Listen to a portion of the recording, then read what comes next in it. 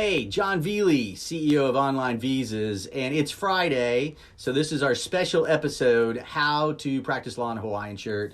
It's Friday afternoon, I got a cool beer. Hope you're doing all right, sheltering in place. It's a beautiful day here. It's the last of the beautiful days, I believe. Saturday might be okay, but it's supposed to get really cold on Sunday, Easter Sunday, and stay that way for a while. And, I tell you what, beautiful spring weather makes this this situation bearable. But when it's cold next week, it's going to be a tough week, especially with the climbing cases we have and stuff like that. So let's stay in a good mood. It's Friday, wearing a Hawaiian shirt, practicing law, getting it all done. That's sort of a good thing. And I want to talk about a couple of things before we get into the Grizzly stats. So, those things they talk about, things you hate that other people like, when that comes to mind, I think of jogging. I cannot stand jogging. I can run, I can play a basketball game, I can play a rugby game, but just jogging, to me, there is no fun, and I don't know what it is, but you start jogging for a while. Hey, Thule. You start jogging for a while, and it just starts hurting in the weird places, right? And you just don't do it. But you go out there and play a little touch rugby, you can play for hours, right? And it just keeps going. So anyway, those are one of the things that I hate that other people like. But what's really interesting is the male-female dynamic when it comes to Hawaiian shirts, right? So, we got a couple women out there. Got Nicole Newhout Myers is there. Nicole, what do you think about Hawaiian shirts? Because my wife, Pam, lovely lady, my best friend in the world, high class, almost everything she thinks of, I trust her judgment, but she hates Hawaiian shirts, and I just don't get that. Sheldon Fernandez is out there. I bet Sheldon likes a good Hawaiian shirt. So the great thing about a Hawaiian shirt, if you ask me, it's just a fun shirt. Right? I mean, it's like a regular shirt. It's got buttons, it's got a collar, but it's got stuff on it, right? And often really cool things like palm trees. This one's got some rugby players on it because it's named after Serevi, my good friend Velie Serevi, by the way. Velie Serevi, one of the great rugby players of all time. They called him the Magician, and he was inducted into the World Rugby Hall of Fame as the greatest sevens rugby player of all time.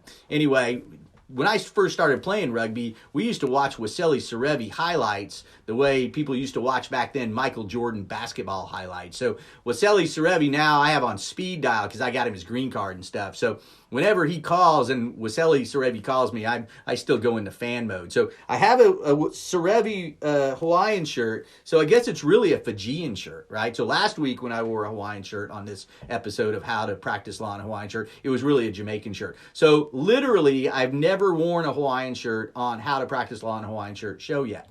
So in any case, this one's embroidered with Velie Law Firm. See, so you can do that. It's fancy, little bit sillier than, say, the blue-collar mechanics that have shirts that, say Bob or Duke or something on it. So, look, a Hawaiian shirt, to me, is just a different mentality, and it makes me be happier, makes me happier, not be happier, makes me happier when I'm practicing law, grueling around, doing things like that. And today was sort of a grueling day. I finally got in my PPP test. PPP application. That was for the, Nicole says, I vote no on Hawaiian shirts. See, it's a gender thing. It's a gender thing. Chip Howard, I bet he likes Hawaiian shirts. I'll have to ask my friend Carrie Neubauer. Carrie, do you like Hawaiian shirts? I bet Doug wears a nice Hawaiian shirt from time to time. But I'm finding that it looks like so far in our sampling that women don't like Hawaiian shirts and men love Hawaiian shirts, right? And it's not limited to that. What other things do men like that women don't like? Well, I'll tell you. The Three Stooges. Women cannot stand the Three Stooges. They just don't get it.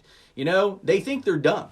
And what they are dumb, but they're funny and dumb. And it's almost genius and dumb. But it's funny and dumb, and that's important. And maybe a Hawaiian shirt is funny and dumb. Maybe we're not trying to be fancy, ladies. Maybe we just want to have a casual, silly shirt on that makes us feel better about ourselves and not too uptight. Right? So I'm going to leave it at that and see where we go. Oh, Doug wears them all the time, says Carrie. But you didn't answer the question, Carrie. The question is, do you like Hawaiian shirts? Not does the man that you married like Hawaiian shirts? Because we know most men love Hawaiian shirts, and that's just the way it is. Dan Fumi's out there. I bet Dan likes Hawaiian shirts. I can almost tell. in any case, we'll go on. So, a couple things like that. What do women hate that men love? Sports isn't really accurate anymore, although Pam was an excellent athlete, right? Still is. I mean, she's much fitter than I am. She just tears it up in the gym. She has to work out every day, and she doesn't do it just to stay fit, which she is, but she really feels bad if she's not doing it.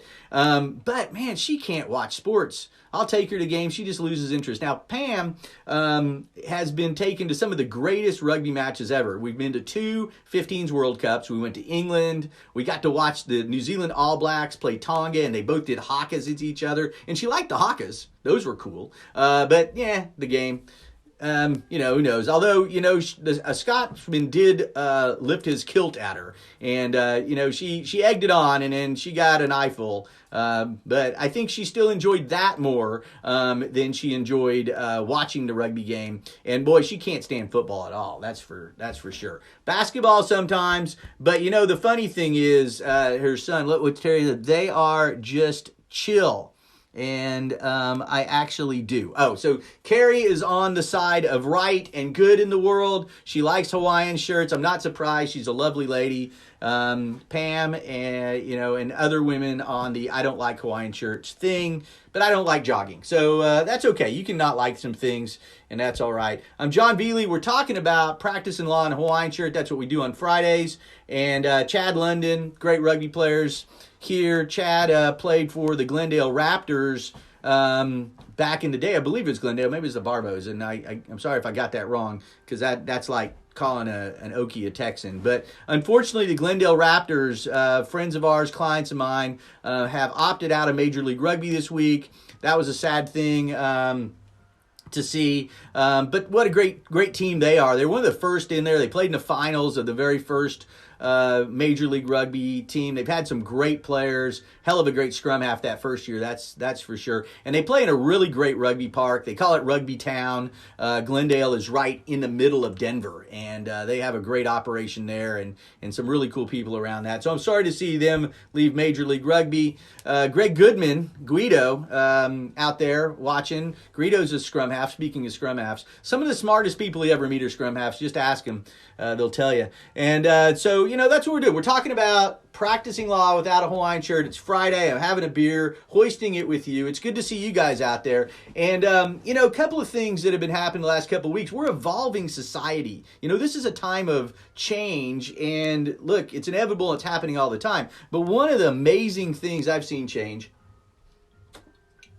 is how we're communicating. Have you guys participated in any of the house party or Zoom parties yet? Those things are great. Matter of fact, maybe I'll break into one later. They're a lot of fun. But when you sit there and you're with your old buddies and you're drinking a couple beers, next thing you know, you're there, right? And it's like, wow, I'm just sitting at home and there. But it's like eating Chinese food. It's just done after it's done. It's not quite as fulfilling as you want it, or even close. But it does get you out of the just hanging out around the house. But the good thing is I've really enjoyed hanging out with the family. We've had some great times. Last night, my stepdaughter, Ava, led us on cooking this really incredible lo mein, I guess what it was, or a pad thai or some sort of Asian pasta dish. And we were all part of it. We cooked the chicken in the wok, cut up some vegetables, and made this great sauce, which was sriracha and soy sauce with a little sesame. And man, it was awesome. And it was fun that we all did that. And usually, we come in, my daughters, Chloe and Sammy, will go dance, and Blake's been playing rugby, and, Pam and I will be coming in, and all those, there's a gazillion of us. We all come in at different times, and, maybe we eat food quickly by ourselves, or, up in our room or watching TV. But we've had so many great family meals. I mean, it's like turning back the clock to the 50s or something, right? And I've loved that. I mean, I hope you guys do too. It's really, really awesome and a lot of fun. I see Goaty, Paul Riddle's out there, and Konstantinos Likitos. Likitos, a great skier from Aspen, and Paul Riddle, the GOAT, an excellent rugby player from Dallas. Exchanged a couple of things lately. We were great rivals with the Dallas Harlequins when I was playing rugby at OU. Now we don't really play each other anymore, but we were talking this week about the death of John Prine, and the tradition that OU has is singing "Illegal Smile" by John Prine after every single match, and we've lost some tough ones to the Harlequins over the years. I told a story earlier about where we lost our A-side game, lost 40-0, and our B-side 50-0, and then they recruited my roommate and our captain to go down there, and that was Haas, and that was a horrible time. But we had a great victory over the Quins once, have to tell you about, and I think it made I may have become the nemesis of Godey after that. Now we're friends now, but we played sevens against the Dallas Harlequins, sevens rugby in Texas A&M. And it comes down, and we scored, and it was we took the lead. But we get to kick an extra point through a conversion. You drop kick it through a conversion if you don't know. And I just turned the other way and kicked the ball as far as I could, as long as I could. And man, it made them mad, right? And the referee not only penalized us, but took not our try away. So we actually had to come back and score again to beat them. But we did, and we sang "Illegal Smile," and it was a wonderful time, and that was a great time. And since that time, I never thought I would do it, but I played rugby with the Harlequins in Aspen, and we're ready to go back this spring, and I'm really looking forward to that. And I see my good friend Marcy Barton is watching. Marcy Barton, besides being a really cool person and a lot of fun, is a nurse and is on the front lines down in Dallas of this horrible virus. So good to see that you're out there, Marcy, thinking about you and everybody else in your profession going through these tough times. So happy Friday. Cheers. Hope you're doing well and staying safe during all this time because it's no easy thing. See, Corey McMahon, the number 2 snowboarder in the world. That is like a weird thing to be because everybody knows who the number 1 snowboarder in the world was, right? Everybody knows the Flying Tomato, Shaun White, the number 1 snowboarder in the world. Corey was number 2. Like, nobody knows that, but I do. And I know Corey, and he's awesome, and he's been a hell of a business guy. He's great in advertising and marketing. He's been hitting a home run in business lately. But the unfortunate thing about, Shaun White being the greatest snowboarder was nobody knows who the greatest snowboarder is right now. Now, Corey might because he's a snowboarder, but it was really weird how somebody might become so famous they transcend their sport and they become kind of the owner of that sport. Like Mia Hamm in women's soccer. You didn't heard a lot of other women's soccer players, but the way Mia Hamm had transcended, or Nadia Comaneci in gymnastics. But those are some of the things right there. We're practicing law in a Hawaiian shirt. My wife Pam just snuck in. I think she's probably seething, maybe with anger, because I'm wearing a Hawaiian shirt. She hates them so much, but that's okay. I've been taking there she is. I've been taking a poll, honey, about whether other women like Hawaiian shirts. This is Pam here, and some of them have said yes. Really? Yeah, Carrie Neubauer said yes. Corey McMahon is right there. Corey's not a woman. No, Corey's not a woman, but he does miss me. Corey, do you think Autumn likes Hawaiian shirts? I think Autumn would be into Hawaiian shirts, but I'm not quite sure. But we'll see. In any case, we're talking about that. Pam hates Hawaiian shirts. I love Hawaiian shirts. I do. This is part of, I think it's the yin and yang of our relationship, don't you think? I still love you. I love you. Well, I'm going to go back to these important people to talk about these things because we have important things to talk about. Now, besides the issues of things that you hate that other people like, have you seen those things about who's your favorite player on these various teams, right? So I've seen it about football, I've seen it about rugby, and I've seen it about baseball, but nobody has named who their favorite basketball players are. So I want to take a turn to do that. Now, I'm a Thunder fan. My favorite Thunder player, this might be a little shocking, is CP3, Chris Paul.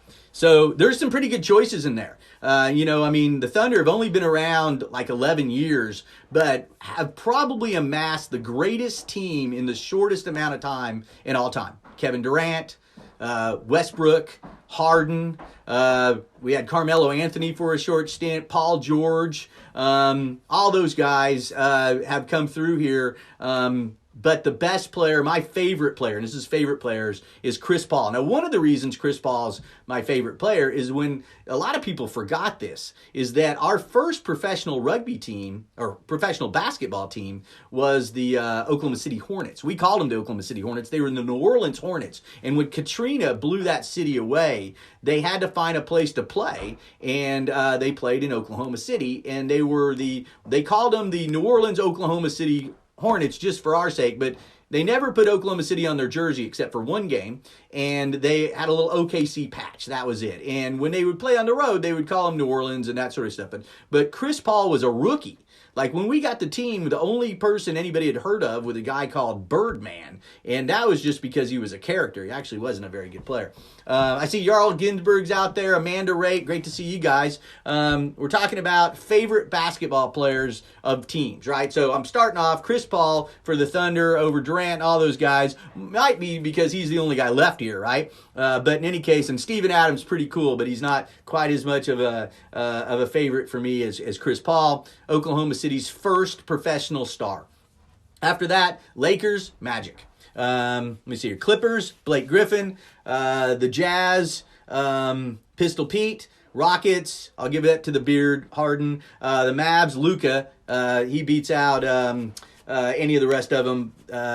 Grizzlies, I'm going to go Big Country. Right? There's a throwback. Trailblazers, Bill Walton. Pelicans, Zion Williamson. Couldn't give it to AD after he left the way he left. So Zion Williamson, he's the future. Only played a few games, so he's already my favorite Pelican of all time. The Kings, I'll go Buddy Hield. Spurs, Tim Duncan. T-Wolves, Kevin Garnett. Warriors, Steph Curry.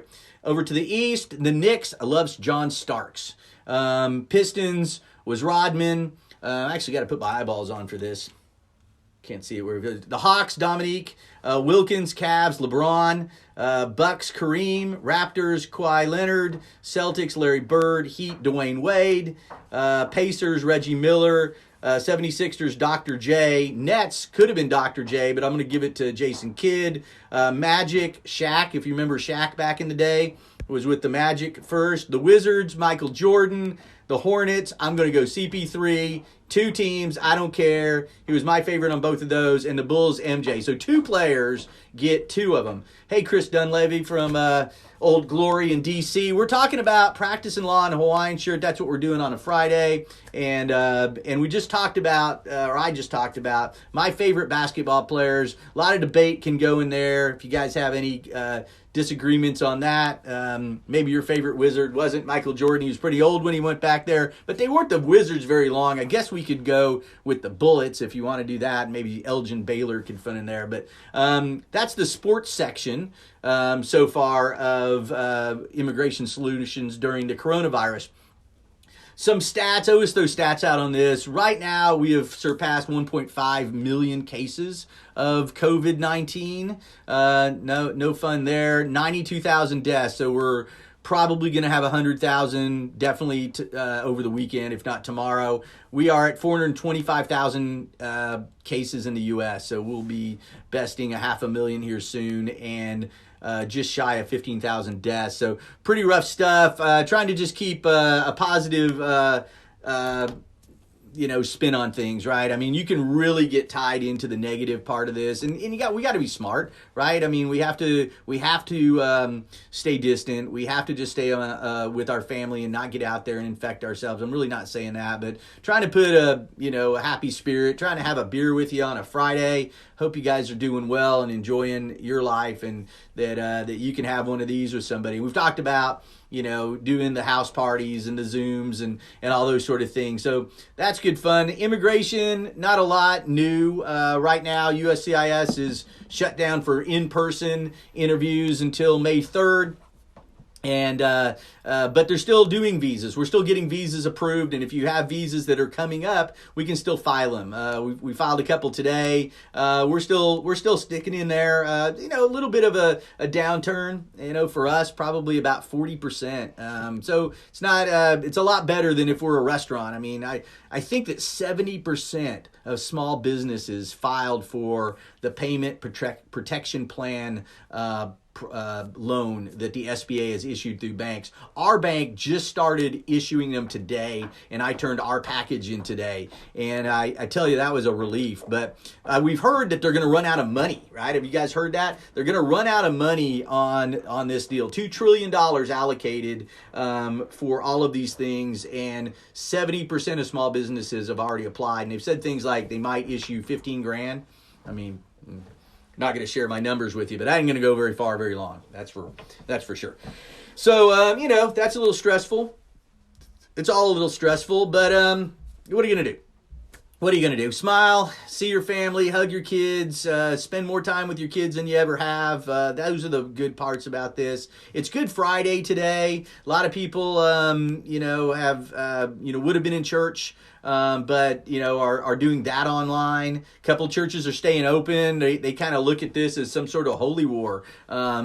Sad and weird, actually, from my perspective. I don't know why those folks could put their congregations in that sort of situation, because look, I mean, people believe it's faith. When it comes to religion, it's faith, and that's what it's all about. So if the person that you're holding in high regard, that is the caretaker, the human manifestation of that faith between you and your God, tells you, come on out, there's nothing wrong. I mean, he's really putting people in harm's way. And what would be so wrong with just chilling for a few weeks and doing an online church? It's so easy to do it. Look, I'm doing it right now. Doing it on my iPhone, talking to you.